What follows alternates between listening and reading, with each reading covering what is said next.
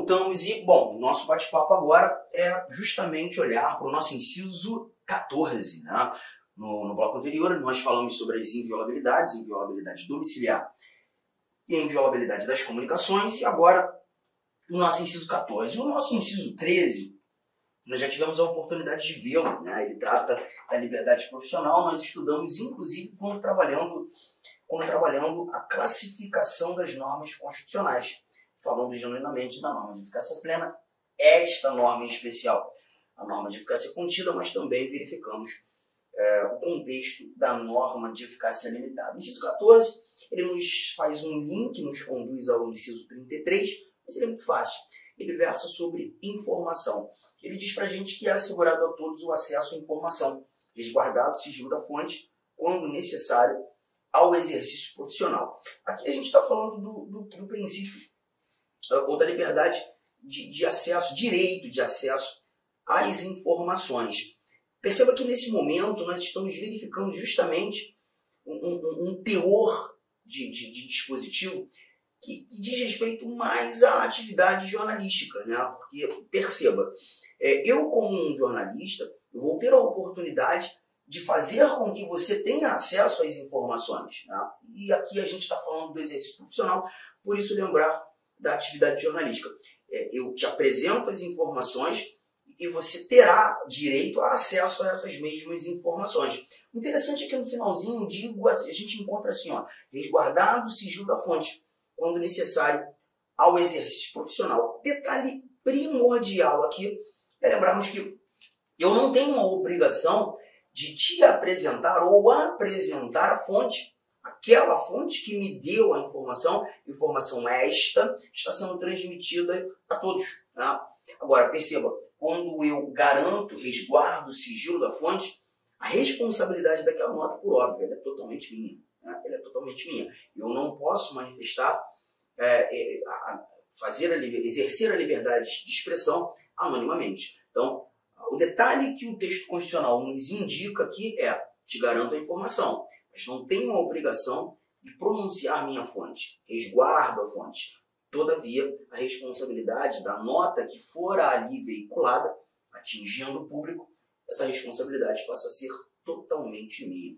E por que eu te disse que esse inciso 14 ele faz um link com a informação que nós encontramos no inciso 33? Dá um pulinho lá no 33 comigo. Olha o que a gente encontra aqui nesse nosso inciso 33. Todos têm direito a receber dos órgãos públicos informações de seu interesse particular ou de interesse coletivo ou geral, que serão prestadas no prazo da lei, sob pena de responsabilidade, ressalvadas aquelas informações cujo sigilo seja imprescindível à segurança da sociedade, à segurança do Estado.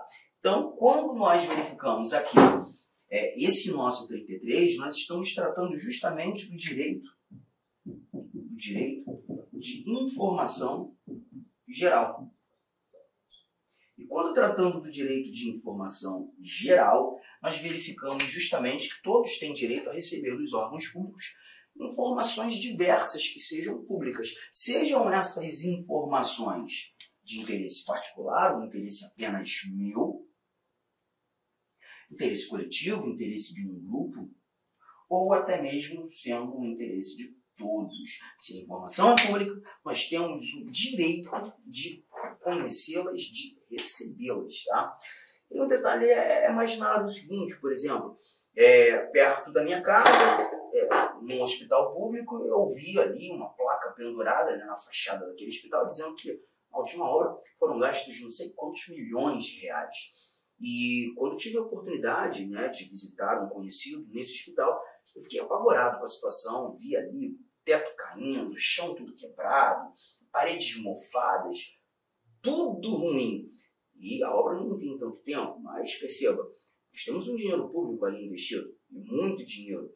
Será que eu teria a oportunidade de tomar conhecimento das informações relacionadas a essa obra, o que deveria ter acontecido e efetivamente aconteceu, os gastos especificados, levar em consideração também valores no procedimento licitatório? essas informações elas são públicas ou são informações sigilosas? Por óbvio, estamos tratando de informação pública. O princípio da publicidade deve ser garantido. E nesse ambiente, eu teria a oportunidade de conhecer essa informação, porque ela se mostra no meu interesse particular, poderia ser de interesse coletivo, geral. A Constituição ainda diz que serão prestadas no prazo da lei. A informação pública deve ser prestada de imediato, sob pena de responsabilidade. Por que de imediato? Justamente em decorrência do princípio da publicidade. O princípio da publicidade, ele faz a aferição que essa informação ela deve chegar ao público, à sociedade, até mesmo antes de um eventual pedido para conhecê-las. E é justamente esse inciso 33 que garante um pouco mais essas informações, ou melhor, do direito de informação. Avançando um pouco mais, agora chegando lá no finalzão da nossa Constituição, o último inciso, o inciso de número 79. Perceba que esse inciso 79 está aqui, é um dispositivo recente. Ele foi inserido por emenda constitucional agora, bem no início, no ano de 2022. Porque a nossa Constituição falava muito já sobre informação. A liberdade de expressão, o direito de resposta, acesso à informação, inciso 14, o primeiro que nós lemos na aula de hoje. O inciso 33 fala do direito de informação geral, mas nós não tínhamos um dispositivo genuíno tratando de dados pessoais, de informações pessoais. E aqui no nosso 79, hoje temos a seguinte redação: é assegurado nos termos da lei o direito à proteção dos dados pessoais, inclusive nos meios digitais.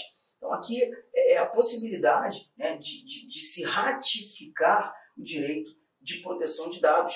E aí são dados pessoais, estamos falando de informações pessoais. Essas informações pessoais hoje elas são protegidas, inclusive nos meios digitais, justamente por conta de um dispositivo recente que surgiu. Legal, gente. Matamos o direito de informação simples à beça, informações que a gente precisava ter aqui no nosso bate-papo. Voltando, vamos lá para o inciso 15, lá para o início de tudo novamente. O inciso 15 é um inciso solto que trata da liberdade de locomoção. Perceba, é livre a locomoção no território nacional em tempo de paz, podendo qualquer pessoa, nos termos da lei, nele entrar, permanecer ou dele sair com seus bens. Redação muito tranquila de se entender, né? Nós estamos tratando da liberdade de ir e vir e permanecer, da liberdade de locomoção. E aqui a gente encontra em tempo de paz. Por quê? Quando a gente estuda, por exemplo, o artigo 137 da nossa Constituição, ali nós iniciamos o bate-papo sobre o estado de sítio. O estado de sítio é um instituto de anormalidade institucional que vai buscar garantir, né, a atuação do poder público no intuito de se restabelecer a ordem pública, a paz social, se proteger, inclusive, os indivíduos de eventuais agressões estrangeiras, armadas, ou até mesmo em situações de guerra.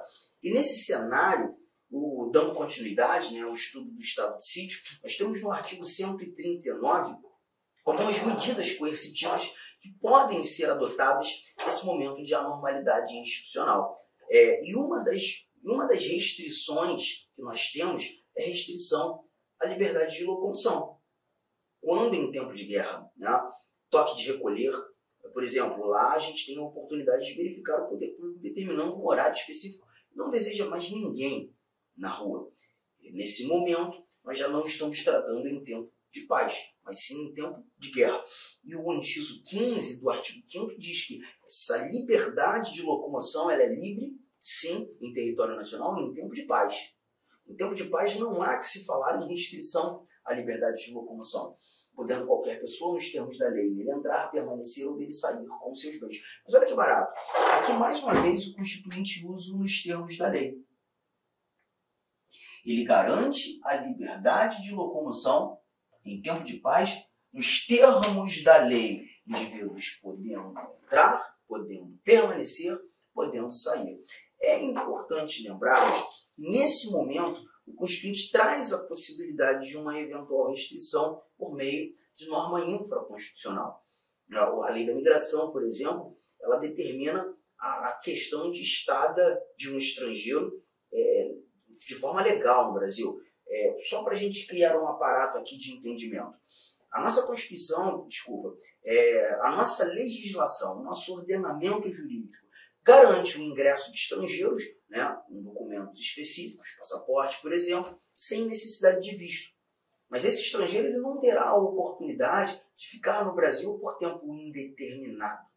Esse indivíduo ficará no Brasil por tempo determinado. Ele tem no máximo 90 dias para estar no Brasil.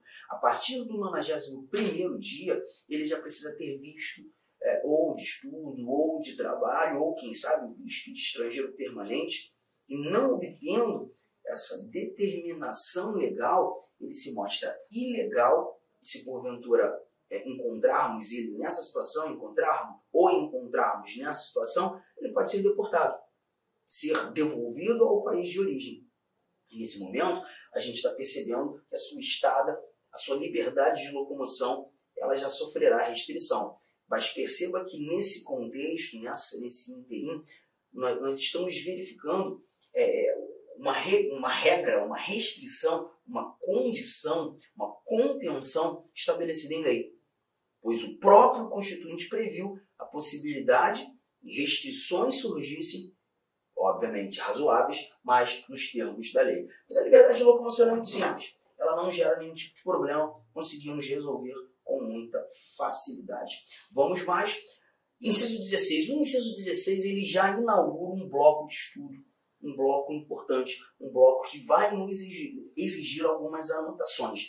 Aqui a gente começa a tratar dos direitos coletivos. O primeiro deles, o direito de reunião. Eu vou fazer algumas anotações. Vamos lá? Todos podem reunir-se pacificamente, sem armas, em locais abertos ao público, independentemente de autorização, desde que não frustrem outra reunião anteriormente convocada para o mesmo local, sendo apenas exigido o prévio aviso à autoridade competente. Então, desse nosso inciso 16, e é um inciso que costuma cair bastante em provas, nós temos algumas orientações muito importantes. Muito importantes. Perceba? Deixa eu trazer aqui a nossa tela em branco para a gente começar as anotações. Direito de reunião. Inciso 16. O primeiro detalhe é que nós estamos inaugurando os direitos coletivos. E por tratarmos da reunião, o direito de manifestação em grupo, a liberdade de expressão sendo exercida de maneira coletiva, né? A primeira coisa que nós trazemos aqui é a exigência da pluralidade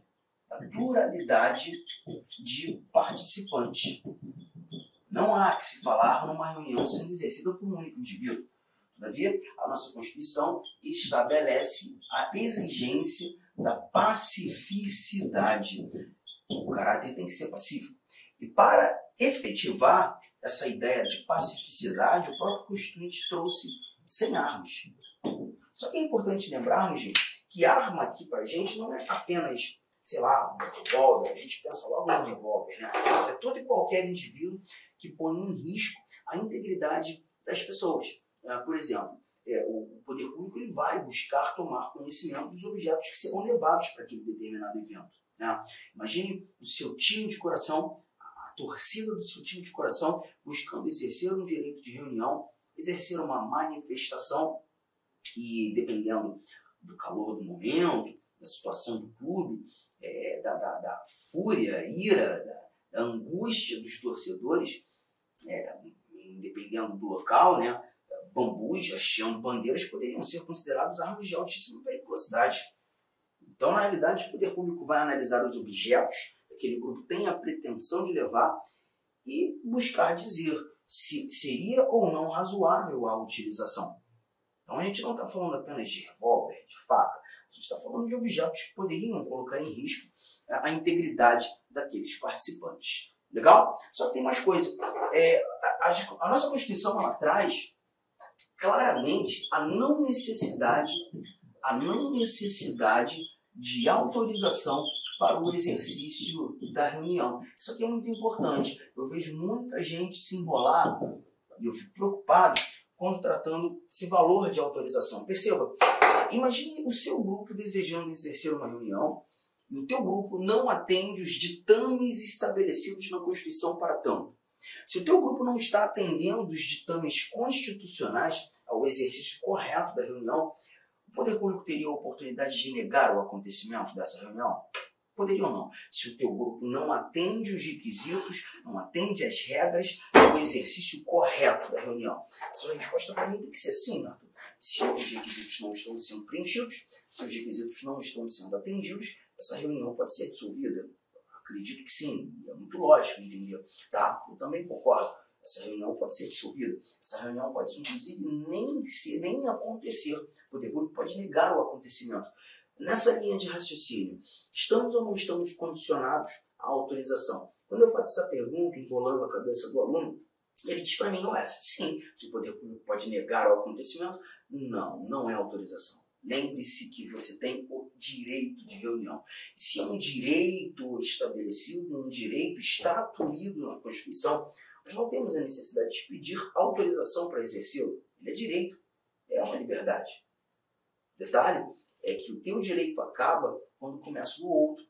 Então, o que a gente tem muitas vezes é um conflito entre as normas constitucionais que definem direitos.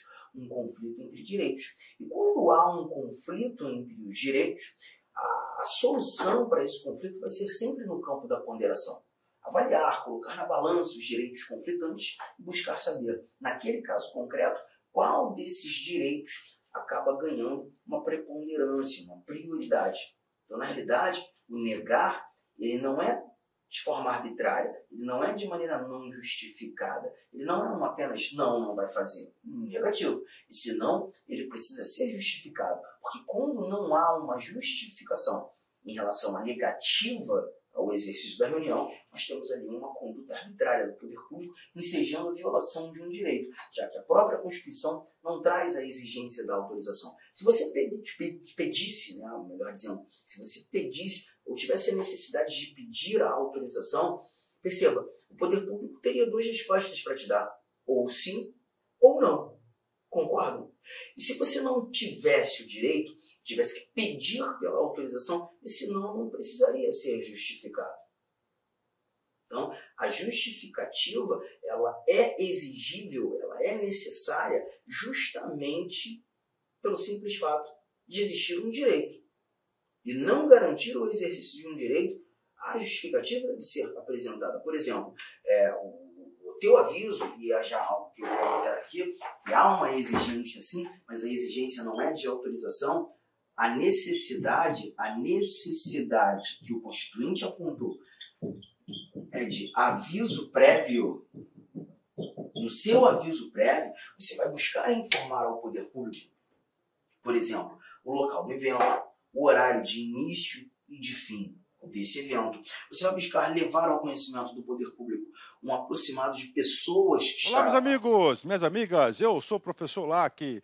Inicialmente eu peço licença para vocês, eu peço desculpa, pois eu interrompi os seus estudos, mas o propósito desse vídeo no YouTube ele é para divulgar o nosso trabalho, para que o aluno se depare com os nossos professores, com a nossa metodologia. Papo sério, esse curso nosso aqui é super atualizado, ele é ponto a ponto do edital. Esse curso aqui você pode ter absoluta certeza que aqui você vai conseguir adquirir todo o conhecimento necessário suficiente para aprovação. Essa aula representa apenas 30% da aula. 30% da aula. Se você quiser assistir os 70% restante, quer ter o PDF dessa videoaula, se você deseja ainda, estudar pelo nosso Personal Coach, que é a nossa metodologia, investimento, olha só, super promoção, não tem desculpa, apenas uma parcela de R$ 159,90. Vai ser o seu melhor investimento, vai ser um excelente custo-benefício, a aprendizagem que você vai ter. E como disse, aqui tem um conteúdo necessário para que você seja aprovado no concurso do Tribunal de Justiça do Estado de São Paulo para o cargo de oficial de justiça. Então, espero vocês aqui na LAC. Valeu, tchau, tchau.